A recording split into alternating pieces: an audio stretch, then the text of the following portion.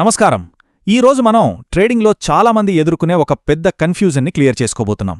ఒకే chart మనకి రెండు వేర్వేరు కథలు చెప్తున్నప్పుడు మనం ఏం చేయాలో తెలుసుకుందాం. సరే, సూటిగా విషయంలోకి వచ్చేద్దాం. ఈ చాట్ని ఒక్కసారి చూడండి. మార్కెట్ ఇక్కడ ఒక సపోర్ట్ దగ్గర ఉన్నట్టు క్లియర్గా కనిపిస్తోంది కదా. ఇలాంటప్పుడు సాధారణంగా కొనాలా లేక అమ్మాలా? చూడ్డానికిది పక్కా బై సిగ్నల్లానే ఉంది, కానీ అసలు ట్విస్ట్ ఇక్కడే మొదలవుతుంది. ఇప్పుడు చూడండి, అదే చార్ట్ని కేవలం 5 నిమిషాల నుండి 1 గంట టైంఫ్రేమ్కి మార్చగానే కథ మొత్తం రివర్స్ అయిపోయింది. కొనాలి అనుకున్న వాళ్లే ఇప్పుడు అమ్మాలి అనుకుంటున్నారు. అసలు ఎందుకిలా జరుగుతుంది? ఈ గందరగోళం అంతటికీ కారణం ఒకటే. దాన్ని అర్థం చేసుకుంటే చాలు, మనకు మార్కెట్ పెద్ద చిత్రాన్ని చూపించేస్తుంది. అదేంటంటే టైం ఫ్రేమ్. ఇంతకీ టైం ఫ్రేమ్ అంటే ఏంటి? సింపుల్గా చెప్పాలంటే ప్రతి క్యాండిల్ స్టిక్ ఒక చిన్న కథ చెబుతుంది. ఆ కథలో హీరోలు విలన్లు అంటే కొనేవాళ్లు అమ్మేవాళ్లు ఉంటారు.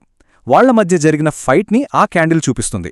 అయితే ఆ కథ ఎంతసేపు జరిగిందో చెప్పేదే ఈ టైం ఫ్రేమ్. అది 1 నిమిషం కావచ్చు, గంట కావచ్చు, లేదా 1 రోజైనా కావచ్చు.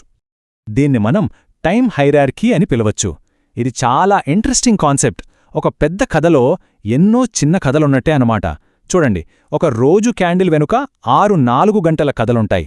అలాగే ప్రతి 4 గంటల క్యాండిల్లో 4 1 గంట కథలుంటాయి. అంటే చిన్న చిన్న కథలన్నీ కలిస్తేనే ఒక పెద్ద కథ తయారవుతుంది.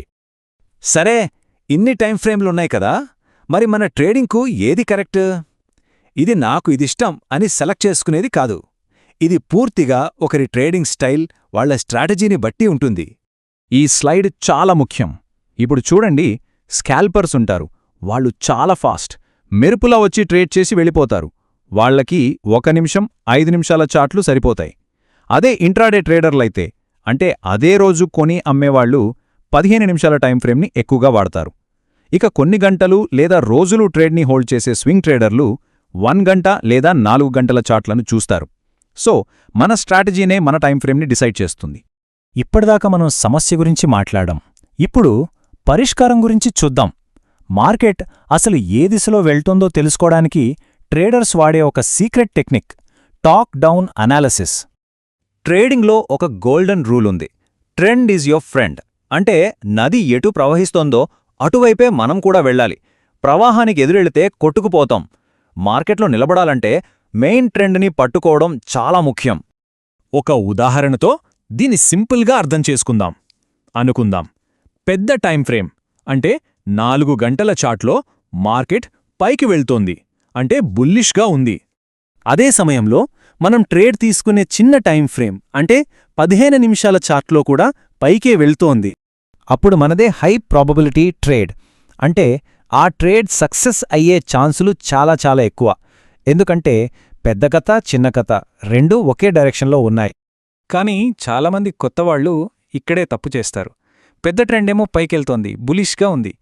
కానీ చిన్న టైంఫ్రేమ్లో మార్కెట్ కాస్త కిందకి రాగానే కంగారు పడి అమ్మేద్దాం అనుకుంటారు. అంటే ట్రెండ్ బీరిష్గా ఉందని భావిస్తారు. ఇలా చేయడం చాలా పెద్ద రిస్క్. ఇది ప్రవాహానికి ఎదురీదడం లాంటిది. ఇలాంటి ట్రేడ్స్లో నష్టపోయే అవకాశాలు చాలా ఎక్కువగా ఉంటాయి. సరే, ఇక్కడ ఇంకో డౌట్ రావచ్చు. ఒకవేళ 4 అవర్ చార్ట్ ఏమో బులిష్గా ఉంది, కానీ 1 అవర్ చార్టు బేరిష్గా కనిపిస్తే అప్పుడు ఎవరి మాట వినాలి? దేనికి ఎక్కువ విలువివ్వాలి? రూల్ చాలా సింపుల్ అండ్ క్లియర్.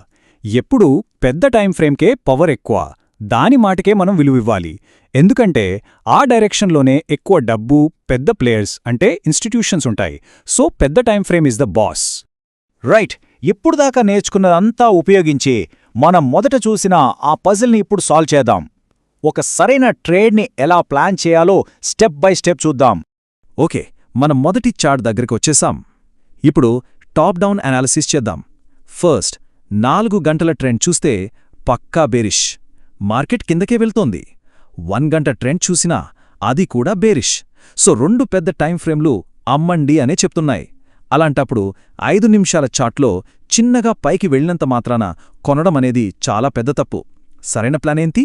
వెయిట్ చేసి అమ్మడానికి ఒక మంచి అవకాశం కోసం చూడాలి, అంతే. ఈ మొత్తం విశ్లేషణ నుండి మనం గుర్తుపెట్టుకోవలసిన ఒకే ఒక్క ముఖ్యమైన విషయం ఉంది. ట్రేడింగ్లో లాంగ్ రన్లో నిలదొక్కుకోవాలి అనుకుంటే మన ట్రేడ్ ఎప్పుడు కూడా పెద్ద టైం ఫ్రేమ్ ఏ డైరెక్షన్లో ఉందో ఆ డైరెక్షన్లోనే ఉండాలి. ప్రవాహంతో పాటే వెళ్ళాలి, వ్యతిరేకంగా కాదు.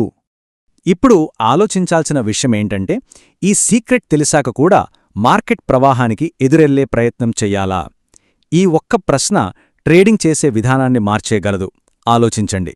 ఇలాంటి మరిన్ని ఫైనాన్షియల్ స్ట్రాటజీల గురించి తెలుసుకోవాలనుకుంటే తప్పకుండా సబ్స్క్రైబ్ చేసుకోండి. ఈ సమాచారం స్నేహితులకు కూడా హెల్ప్ అవుతుందనుకుంటే వాళ్ళతో షేర్ చేయండి. ఆర్థిక ప్రయాణంలో ఇదొక మంచి స్ఫూర్తినిస్తుందని ఆశిస్తున్నాం.